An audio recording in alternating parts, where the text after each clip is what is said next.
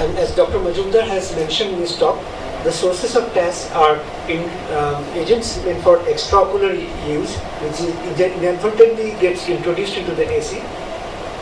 Agents which are actually meant for intraocular use but have components which cause TAS, or due to inadequate instrument cleaning, which causes residues to remain on the instruments.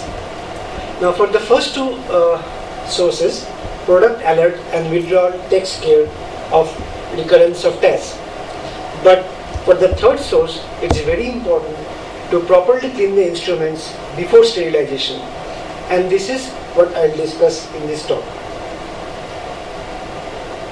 Now the general principles of instrument cleaning are avoiding drying of instruments after use, removing all debris, final rinsing, which must remove detergents if you are using any, and sterile distilled water must be used for the final cleaning. We should provide adequate time for cleaning, and we should have a separate instrument cleaning area adjacent to the operating room and the sterilization room. If we are working in a multi-specialty facility, there should be a separate cleaning area for ophthalmic instruments. And definitely it's important to have a protocol, staff training and monitoring to prevent TAS. Now this photograph shows debris remaining on instruments after sterilization, and these are the sources of TAS. We may also have cotton fibers sticking to the instruments during intraocular use, or it may get attached to the eye from the drapes. So first, we should provide adequate time for instrument cleaning. So that we can rigorously adhere to the protocol, and we should also have adequate number of sets so that there is no shortage of sets, and we are able to provide adequate time. Avoiding drying of instrument is very important, and immediately after use, we should soak the instruments in sterile water, transport them to the cleaning area as early as possible, and the cleaning should be completed within 2 hours, ideally. Now, if we are using disposable devices, that is very good because they avert TAS. But we should remember they are meant for single use and they are not designed for cleaning, because they can have small boards which are difficult to clean.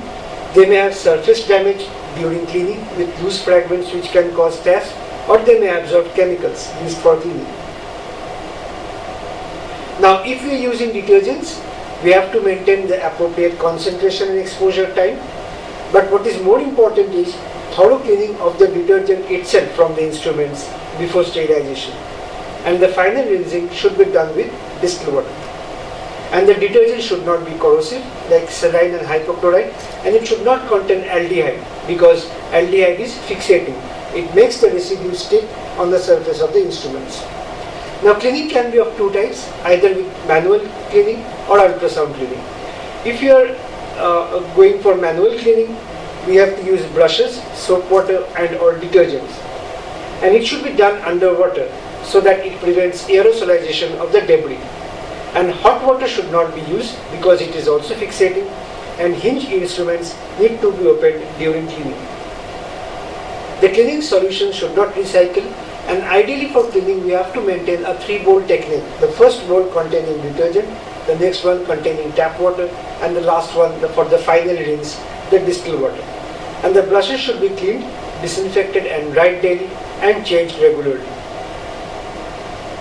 Now if we have instruments with lumen, as we always have in ophthalmic armamentarium, we have to flush both the irrigation and aspiration lines, and this flushing should be done 3 times, and sterile distilled water should be used for the final rinse. But again here, effluent water should not recycle. So here we are flushing a Silco cannula, which is an instrument with a lumen with a syringe. Now going to the ultrasonic cleaner, it's useful in removing deposits from hard to reach areas.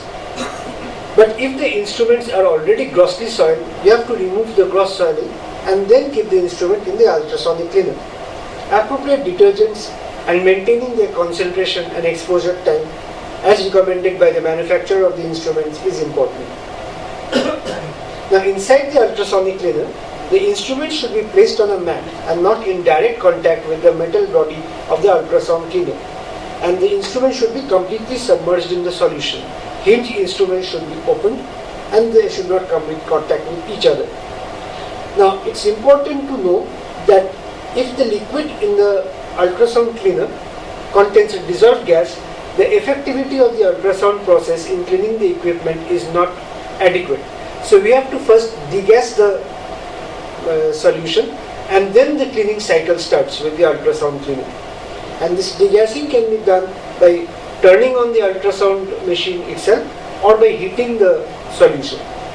And only after the degassing is over, which we can make out by the frequency of the sound or the shrillness of the sound in the ultrasonic cleaner, does the cleaning cycle start. Now corroded instruments should be excluded because they allow the debris to disperse, and after US cleaning, ultrasound cleaning, the surfaces and lumen should be again washed with water. The daily cleaning of the cleaner itself is important, with detergents, rinsing and drying with lint-free cloth. And when we are using the cleaner, it is important that we put in the cleaning solution inside the cleaner just immediately prior to use. Now after we have cleaned either manually or with ultrasound cleaner, we have to dry the instrument. Luminous instruments are dried with forced air, and instruments with the surfaces of the instruments are dried with lint-free cloth. So this is how the instruments are dried, and this is just a picture of lint. So these are these fibers, very small fibers which we call lint. Now we all use phaco tips, and this is how we should be cleaning phaco tips. Now the direction of flow of the water when we are either cleaning the irrigation or the aspiration line is along the direction of the natural flow. And it is recommended that we use 60 ml of water both for the irrigation line as well as for the aspiration line. And we should use the same syringes to flush both the channels with air and dry the surface with lint-free cloth. Now if we are not using disposable drapes and we are using reusable woven drapes, again we have to remember they should be lint-free and they should be adequately laundered between use so that we don't have any residue or detergents left on them. Before sending the cleaned instruments to the sterilization, it is important to visually inspect them so that there is no debris or damage to the instrument. And while using the instrument, the surgeons should inspect the instrument under microscope before using them intraocularly. Now this is one good recommendation which I have found from ASICO's manual, and it shows the color of the residue on the instrument, the probable causes and how to remove them. And this is available on the internet. Now, the water supply of the steam sterilizer should be monitored and it should not contain any residue. And we have to avoid glutaraldehyde because glutaraldehyde is a known causative agent for TAS. Now, the cleaners themselves should be cleaned, which include the autoclave, the boilers, the ultrasound cleaner and the water filtration system, because they accumulate deposits like endotoxin, heavy metals and chemical contaminants, and they should preferably be cleaned by service agents. Now regarding the instrument, it is important to remember two issues. One is, if we are trying to protect the tips of the instrument, then we should avoid rubber and plastic caps and use silicone caps, because rubber and plastic caps may melt during autoclaving and they may damage the instruments. And if we need to identify the instrument, we should preferably etch the instrument and not use plastic and rubber bands. Administrative measures are important, which include protocol establishment, staff education, record keeping and surveillance of outbreaks. So, TAS is potentially site-threatening. Differentiating from endophthalmitis is very important because management is radically different. Residue, both biological and chemical, as well as cleaning agents themselves can cause TAS. And thorough cleaning of instrument before sterilization is as important as sterilization itself.